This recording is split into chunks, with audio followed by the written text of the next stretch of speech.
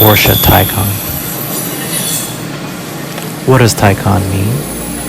A lively or spirited horse. What does Porsche mean to you? Is it power?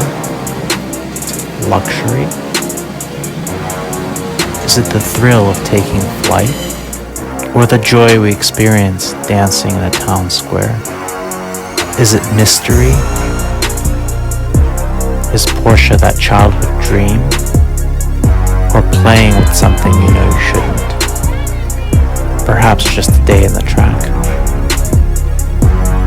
Porsche is in fact all of these things and so much more. So join me today for a brief introduction to the all-new, all-electric Porsche Taycan. Porsche's answer to the future is here now. Hello, welcome. My name is Cameron. I'm a brand ambassador at Porsche Conshohocken. Thank you for joining us today, and we're here to talk about the Porsche Taycan. Porsche Taycan was released in 2020. The first units arrived late 2019, and they're Porsche's first foray into the all-electric market. Now, Porsche's dabbled with electric from a hybrid perspective for several years with the Cayenne and the Panameras, but this is their first truly all-electric vehicle, and it is absolutely phenomenal. Taycan to me is a truly incredible innovation from a styling perspective. The car is absolutely unique. There's nothing like it on the road. And as you start to look around and see this car, it is as well unmistakably Porsche. At first glance, most people can see that this car is truly unique. There really isn't another car that stands out like the Taycan. From a distance, at a quick look, you might think it's a Panamera. But as you start to look at the car, you truly see how Porsche set it apart from every other car in its lineup. You have not only an incredibly engineered marvel, but something that's just aesthetically appeasing to the eye as well. Most people, when they think of Porsche, they think of the 911 and performance and power. This car will deliver that same level of excitement, but yet carry two more people and doesn't require a trip to the gas station. So to answer the question of range anxiety, while the number that you get right off the bat might be a low number, 205 in some relative terms, I have heard from a number of customers that have traded out of other electric cars into the Taycan that when their range is giving them a certain number, that's the number they're getting if they're driving the car very conservatively. At Porsche, you're getting that 205 or 225, 245 miles, regardless of how you drive this car. One of the reasons why I absolutely love the Taycan. Warning, low range. I'm about to try one of the Electrify America charging stations, and I thought I would share the experience with you. It would be that way. So I literally just signed up for the EVgo app. Super quick, took me 5 minutes, already verified it, and I'm gonna take you along with this process to see how simple or not simple we're about to find out this is. So let's see how it goes.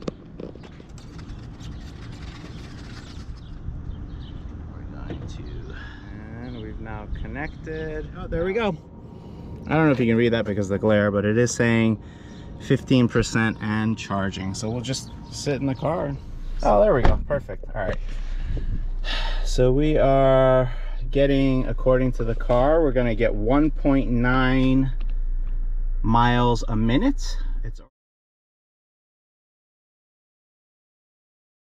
Just to show you, we are now at 72% with 164 miles. The actual numbers and costs, so you know, on the screen when you're watching this, but I'll just take you through the ending process. So we just your charging station, you hit this little button and I will pull it out, and that's it.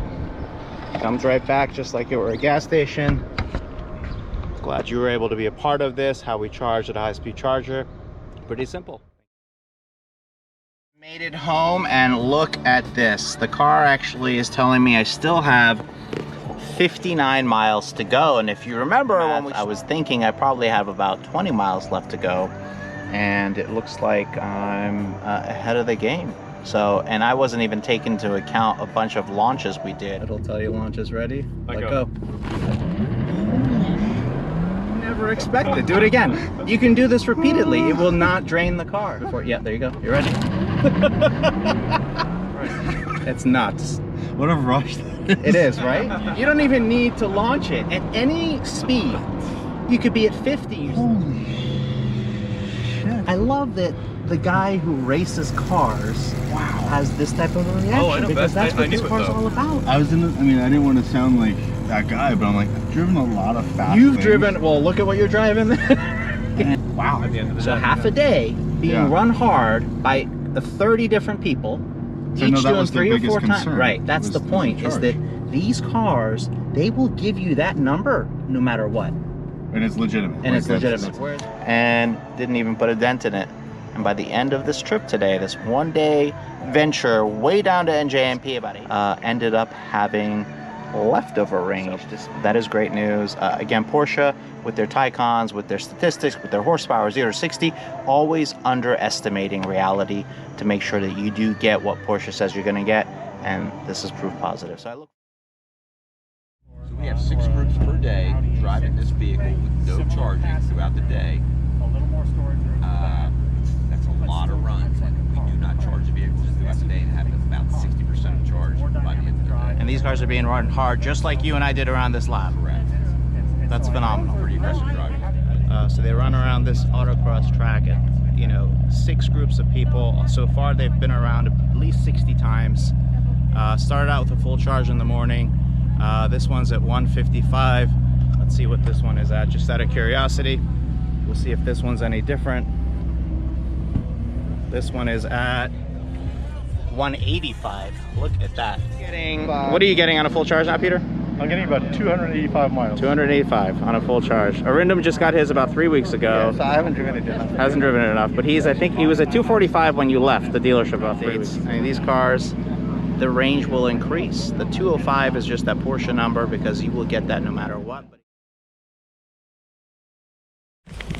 Guys, how are you? It's Cameron with Drive This, and I'm going to show you guys how amazing the Taycan is in the snow. As you can see, it's actually freezing rain out here. I love these things. They're absolutely amazing cars.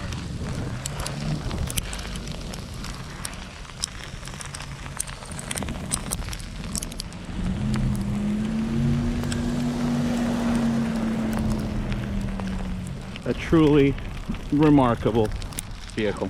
This thing is nuts. Literally, Back into your space. I backed into my space, but I intentionally went over from where it was just to see what it does in the snow. Not even the slightest hesitation. And I still had traction control off.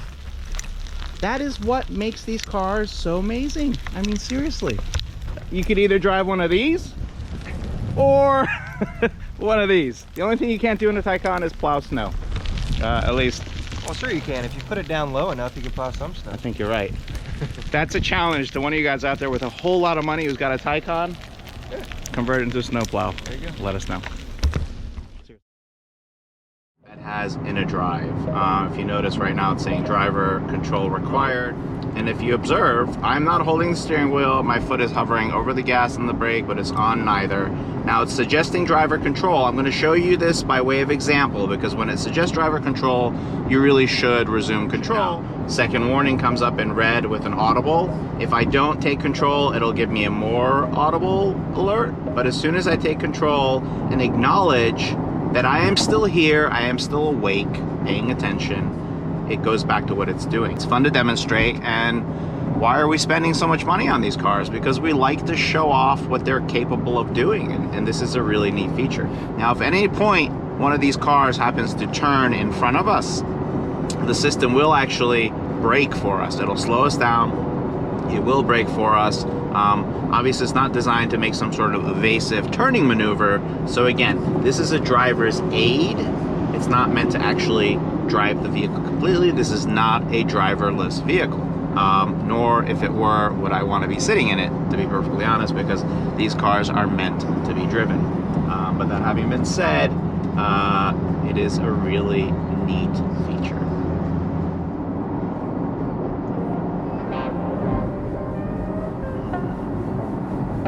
If you notice just there, it made some pretty aggressive steering maneuvers, so it is capable of doing more than just a slight turn. Look, I do not have my hands on the